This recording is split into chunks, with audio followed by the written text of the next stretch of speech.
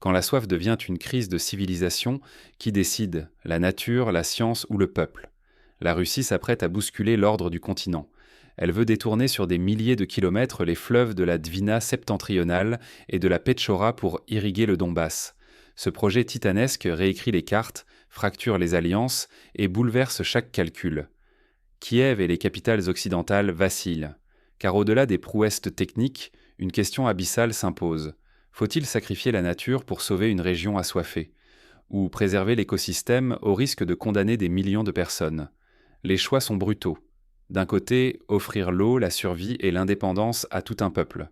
De l'autre, risquer des désastres écologiques irréversibles, menacer des espèces uniques et enflammer la scène diplomatique. La Russie ne construit pas seulement des canaux, elle redéfinit la souveraineté, l'identité et la notion même de progrès. Ce plan ne transforme pas qu'un paysage, il fissure les valeurs, les récits et les priorités de l'Europe entière. Mais pourquoi ce dilemme déchire-t-il autant le continent? Pour le comprendre, il faut revenir à l'origine d'un vieux rêve russe, dompter les fleuves pour façonner l'avenir. Ce projet n'est pas né du hasard ni de la technologie moderne. Il plonge ses racines dans l'histoire mouvementée de l'Empire russe. Ce n'est pas la première fois que la Russie se lance dans un combat contre la géographie. Depuis des générations, ses dirigeants rêvent de plier les fleuves à leur volonté. Mais pourquoi ce pari insensé ressurgit-il aujourd'hui alors que les risques semblent immenses? Déjà au début du XXe siècle, l'Union soviétique avait imaginé un projet titanesque, détourner les grandes rivières du nord vers les terres brûlées du sud. Sous l'ère Nikita Khrouchtchev, cette idée prenait la forme d'une revanche sur la nature. Trop d'eau se perdait dans les glaces arctiques, tandis que l'Asie centrale s'asphyxiait sous la sécheresse. L'ambition était folle, des milliers de kilomètres de canaux à creuser, des millions d'hectares à irriguer, des steppes à faire renaître. Mais rapidement, la réalité a refroidi l'utopie soviétique. Les technologies étaient un trop frustes, les coûts vertigineux, et les premières voix écologistes dénonçaient déjà des dangers irréversibles. Prenons par exemple l'immense canal de la Volga-Don, inauguré dans les années 50. Il a transformé le sud de la Russie, créé de nouvelles villes, mais aussi déplacé des populations entières et bouleversé les cycles naturels du fleuve. Le projet de détournement sibérien, lui, n'a jamais vu le jour, mais il a laissé derrière lui des études, des cartes et des débats enflammés qui témoignent de cette volonté de forcer la main à la géographie. Dans les années 90, le maire de Moscou, Yuri Loukov, a tenté de raviver la flamme. Pour lui, détourner l'eau, c'était prévenir les guerres hydriques et sauver la mer d'Aral. Mais la fronde des scientifiques et des écologistes a eu raison du projet, arguant des risques climatiques et de la fragilité des écosystèmes du Nord. La mer d'Aral elle-même est un exemple tragique. Autrefois quatrième plus grande mer intérieure du monde, elle s'est vue asséchée à cause de détournements de rivières pour l'irrigation massive du coton. Aujourd'hui, le cimetière de navires sur le lit asséché de l'Aral est un avertissement vivant sur les risques des grands projets hydrauliques mal maîtrisés. Aujourd'hui, pourquoi ce rêve revient-il hanter l'agenda russe au XXIe siècle? Trois raisons bouleversent la donne. Des outils d'ingénierie inédits, l'urgence humanitaire du Donbass assoiffé et une volonté politique aiguisée par les tensions géopolitiques. Cette fois, il ne s'agit plus de simples esquisses. Les fleuves ciblés, la Dvina septentrionale et la Petchora, déversent chaque année des milliards de mètres cubes d'eau douce dans l'océan Arctique. En détourner ne serait-ce qu'une fraction pourrait métamorphoser le sud-est ukrainien. Le pari est démesuré. Là où les soviétiques avaient échoué, la Russie croit pouvoir réussir grâce à des excavatrices pilotées par satellite et des matériaux révolutionnaires. Les ingénieurs russes, ASPI, s'inspirent aujourd'hui de techniques de construction utilisées pour le percement du tunnel sous la Manche ou les détournements de fleuves en Chine, comme le projet Sud-Nord, qui a permis d'amener de l'eau vers Pékin et la plaine du nord de la Chine. Mais l'alerte écologique n'a jamais été aussi forte. En décembre, l'Académie des sciences doit rendre un verdict clé sur la faisabilité du projet, sous une pression politique sans précédent. Ce qui relevait du fantasme devient concret. Mais à quel prix? Réussir là où tout le monde a échoué ou répéter l'histoire tragique des grands rêves brisés par la réalité? Mais derrière les chiffres et les prouesses techniques, une question vertigineuse se pose. Que révèle ce projet sur la vision russe du monde? Pour comprendre, il faut plonger dans l'imaginaire politique et culturel qui nourrit ce choix. Vaut-il mieux sauver des vies d'abord ou préserver la nature? Ce dilemme divise non seulement les experts, mais aussi une société entière, suspendue entre urgence vitale et responsabilité planétaire. Chaque camp s'accroche à sa vérité et l'écart se creuse à mesure que la situation empire. Pour illustrer cette tension, pensons à la construction du barrage des Trois Gorges en Chine. Des millions de personnes déplacées, des écosystèmes engloutis, mais aussi une sécurité hydrique et énergétique accrue pour une grande partie du pays. Le même débat a traversé la société indienne lors de la construction du barrage de Sardar Sarovar sur la Narmada. Faut-il déplacer des villages et inonder des forêts pour irriguer des millions d'hectares et donner à boire à des villes entières? En Russie, le débat est tout aussi intense. Mikhail Makarov, biologiste maritime, tire la sonnette d'alarme. Déplacer des milliards de mètres cubes d'eau ne peut se faire sans conséquences majeures. Les effets sur les écosystèmes du nord comme du sud restent impossibles à prévoir. Fleuves, lacs, climat régional, l'équilibre risque d'être brisé pour des générations. Face à lui, Ilya Rybalchenko, écologue et ingénieur, insiste. La vie humaine doit passer avant tout. Quand des familles meurent de soif, il faut agir, pas hésiter. Pour lui, aucun marais, aucune espèce, aussi rare soit-elle, ne peut justifier le sacrifice d'une région entière et de ses habitants. Ce débat dépasse la science. Il révèle une fracture de valeurs. D'une part, la gestion rationnelle et prudente, souvent occidentale, qui préfère parfois l'inaction à l'irréparable. D'autre part, le réflexe russe façonné par l'histoire, qui privilégie l'action et le devoir de secours immédiats. Ce contraste se reflète dans les réactions européennes. Crainte de la précipitation, soupçon de démesure soviétique et, parfois, accusation de mépris pour la nature. Pour les Russes, l'enjeu est tangible.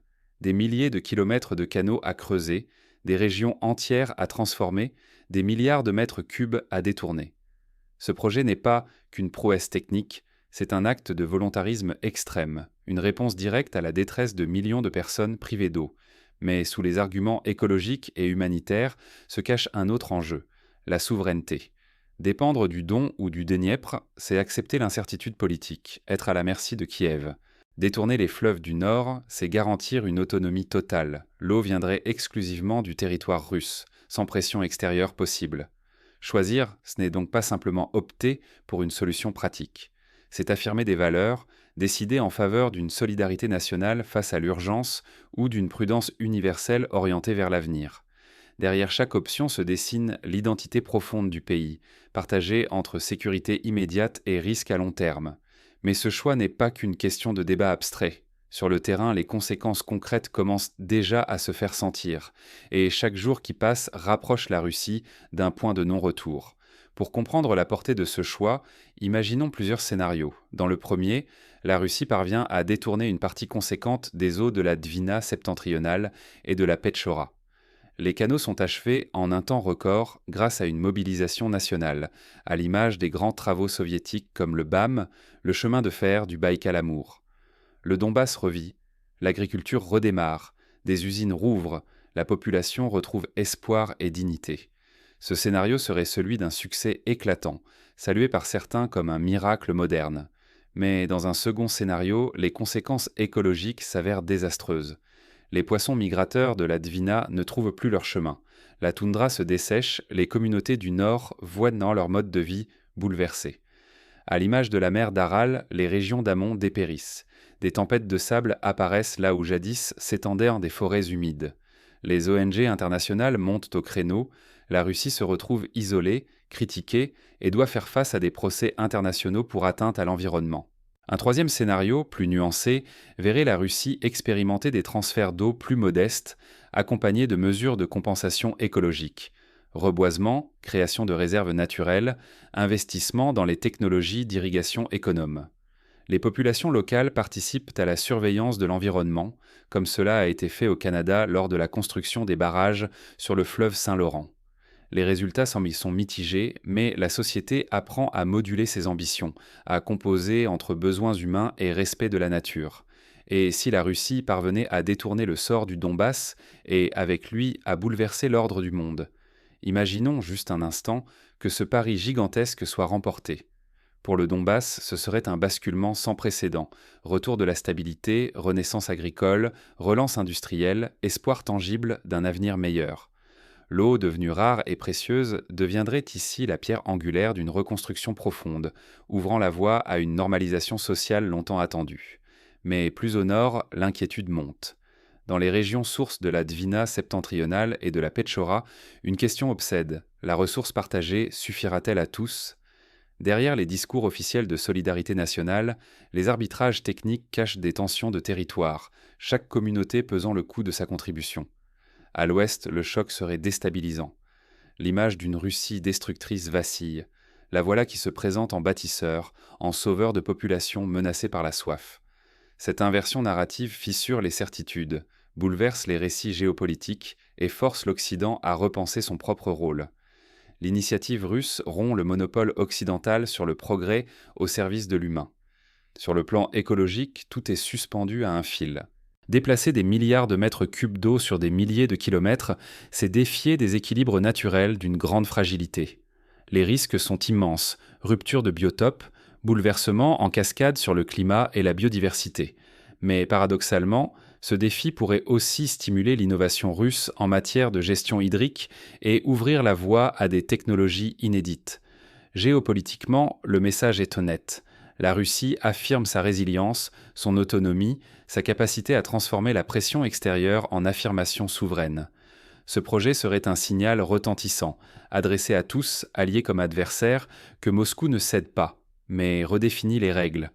Il faut le rappeler, chaque camp lit cet acte à travers le prisme de ses propres valeurs. Pour Moscou, c'est une question de survie et de grandeur retrouvée. Pour l'Occident, un pari risqué sur l'avenir de la planète. Ce malentendu creuse encore le fossé entre les mondes, mais l'enjeu est à la mesure des ambitions. Une réussite renforcerait Moscou et affaiblirait ses opposants. Un échec, pire, une catastrophe écologique, retournerait la situation et donnerait raison aux voix critiques. Tout va désormais dépendre d'un facteur, la capacité russe à contrôler l'imprévisible. Le destin du Donbass, et bien au-delà, se joue sur un fil. Seriez-vous prêt à creuser sans attendre pour sauver des familles en détresse, ou préféreriez-vous patienter, quitte à voir des villages entiers privés d'eau ? Ce choix n'est pas qu'une question technique. Il révèle deux philosophies du progrès. Agir par solidarité et urgence ou planifier avec rigueur et respect de l'environnement. Au Donbass, la crise de l'eau ne relève ni du confort ni du luxe. Chaque goutte y devient synonyme de survie. Face à cela, le projet russe défie la prudence occidentale. À quoi sert la précaution quand la soif et la maladie frappent ? Faut-il intervenir immédiatement, au risque d'endommager la nature pour des décennies ? Ce dilemme touche à nos principes les plus intimes. Sauver des vies, maintenant, ou protéger l'avenir ? Chaque option trace un chemin pour la société. Refuser d'agir, c'est laisser se fissurer la solidarité nationale. Mais sacrifier l'environnement, c'est menacer la survie des générations futures. Le Donbass concentre ce paradoxe brûlant, répondre à l'urgence humaine ou préserver un équilibre fragile. Prendre parti, c'est forcément remettre en question ses propres valeurs, individuellement et collectivement.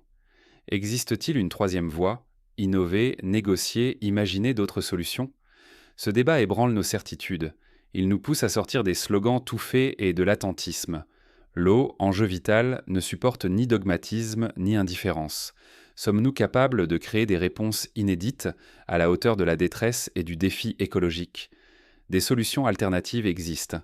Les pays du Moyen-Orient, comme Israël, ont développé des technologies de désalinisation et d'irrigation au goutte à goutte pour maximiser chaque litre d'eau.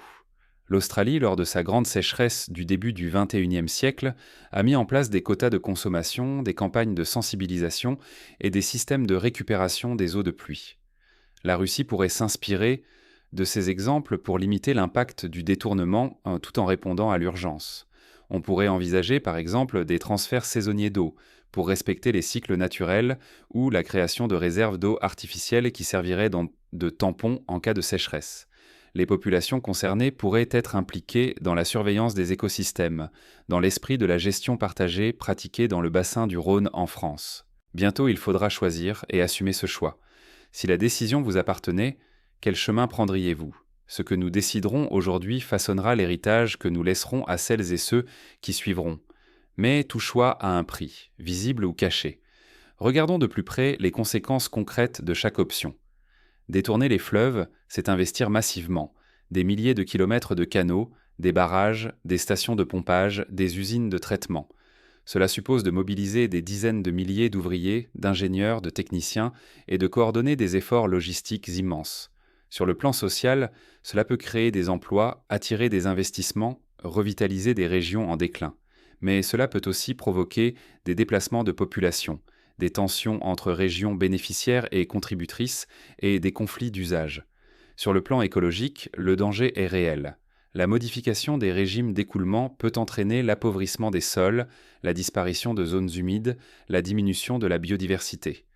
Les risques de pollution augmentent avec la multiplication des infrastructures et des activités industrielles.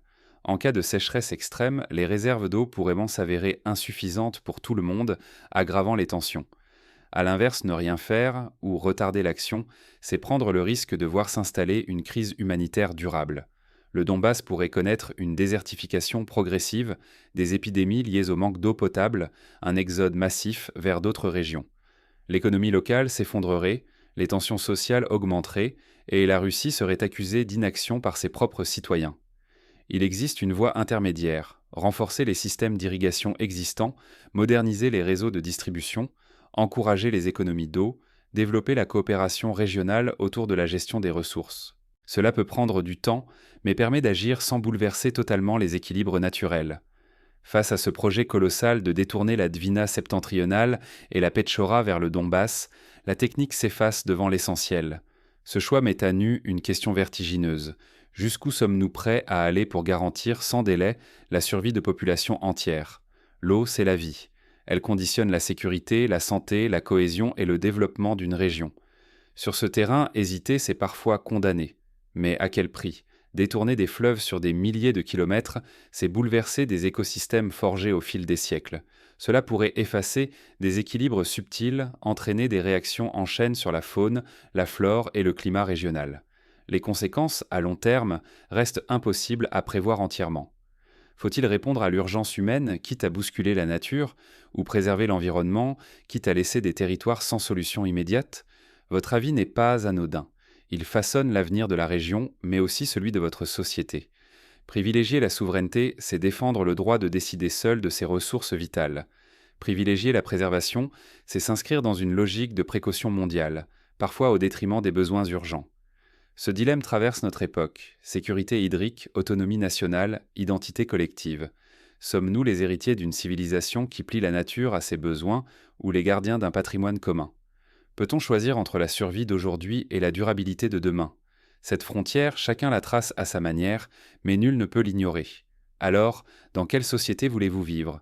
Celle qui agit sans attendre ou celle qui hésite, quitte à risquer l'attente sans fin ? Car au fond, chaque point de vue compte. C'est la somme de nos choix, de nos peurs et de nos espoirs qui dessinera le monde de demain. Avant de conclure, rappelons quelques exemples historiques qui montrent comment l'eau façonne le pouvoir et les sociétés. Dans l'Égypte ancienne, la maîtrise du Nil a permis la naissance d'une des plus grandes civilisations de l'histoire. Au XXe siècle, la construction du barrage d'Aswan a bouleversé la géopolitique du Proche-Orient, provoquant des tensions avec le Soudan et l'Éthiopie. Plus récemment, le Mékong est devenu l'objet d'âpres négociations entre la Chine, le Laos, le Cambodge et le Vietnam, chaque pays cherchant à garantir son accès à l'eau sans compromettre celui de ses voisins. La gestion de l'eau est toujours un acte politique, une question de rapport de force, mais aussi d'invention collective. Peut-on imaginer que la Russie, au lieu de s'enfermer dans la logique du gigantisme, choisisse la coopération, l'écoute des populations locales, l'innovation technologique et la transparence dans la prise de décision ? En pratique, les étapes suivantes pourraient être envisagées. Premièrement, organiser une grande consultation publique dans les régions concernées pour recueillir les avis, les craintes et les suggestions de chacun. Deuxièmement, élaborer un plan de gestion adaptative qui permette de moduler les transferts d'eau en fonction des besoins réels et des évolutions de l'environnement. Troisièmement, investir massivement dans la recherche sur les technologies économes en eau, le recyclage et la réutilisation des eaux usées, la restauration des milieux naturels. Quatrièmement, mettre en place un suivi écologique indépendant associant les scientifiques russes et internationaux pour mesurer en temps réel les effets du projet et pouvoir corriger le tir si nécessaire. Cinquièmement, créer des fonds de compensation pour les populations affectées, afin d'accompagner les transitions et d'éviter que certains territoires ne soient sacrifiés au profit des autres. En agissant ainsi, la Russie pourrait non seulement répondre à la crise du Donbass, mais aussi se positionner comme un laboratoire mondial de la gestion hydrique dans un monde confronté au changement climatique et à la raréfaction des ressources. Alors, à l'heure du choix, posez-vous cette question. Que feriez-vous si la soif frappait à votre porte ? Sacrifieriez-vous la nature pour la survie immédiate ou seriez-vous prêt à endurer la pénurie pour préserver l'équilibre de demain? Chaque action compte, chaque voix porte. C'est à nous tous d'écrire la suite de cette histoire, car l'eau, plus que jamais, est le miroir de nos sociétés. Et vous, où placez-vous la frontière entre urgence humaine et précaution environnementale? Dans ce dilemme, la technique n'était qu'un outil. L'essentiel, c'est la vision que nous avons de notre avenir commun. Que choisir et pourquoi? À vous de trancher.